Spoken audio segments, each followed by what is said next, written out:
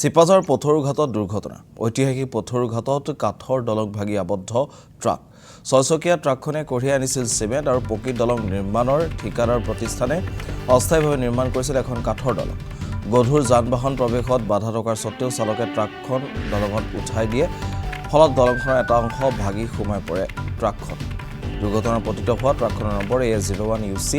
3335 বৰ্তমান ব্যাহত হৈ পৰিছে এতিয়া যাতায়াত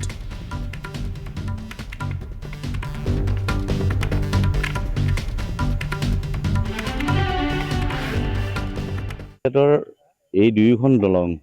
দিগজ নদীৰ ওপৰৰ দলং আৰু এইখন দলং এখন মাননীহৰা বুলি কোৱা হয় এই দলংখনৰ আজি বহু কেইটা মাহ হ'ল কিন্তু আজিলৈকে দলংখন সম্পূৰ্ণ কৰিব পৰা নাই আৰু বুজা যায় ঠিকাদাৰৰ বহুত অকমান হেমাহি যেন এটা অনুভৱ হৈছে এই পাথৰুঘাটত কেইবাখনো স্কুল আছে ছাত্ৰ ছাত্ৰী বহুত আছে অহা যোৱা কৰাৰ ক্ষেত্ৰত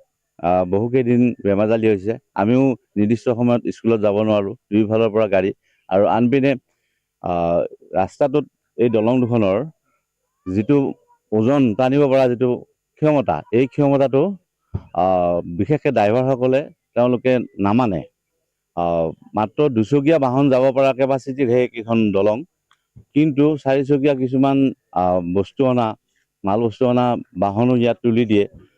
যাৰ বিনিময়ত আজি কিছুদিন আগতে এখন এনেকুৱাকৈ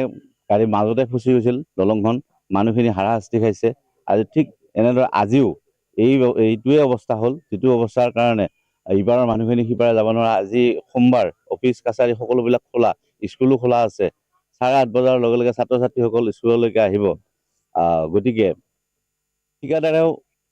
দলংখনৰ যিটো ব্যৱস্থা কৰিব লাগে যিখিনি কৰিব লগা মেটেৰিয়েলছ আছে এই মেটেৰিয়েলছখিনি তেওঁলোকে ব্যৱহাৰ কাৰণে দলংখন মাজতে হালি গৈছে একফালে বাঢ়ি গৈছে তাকো তেওঁলোকে চকু কাণ দিয়া নাই এখন সাধাৰণ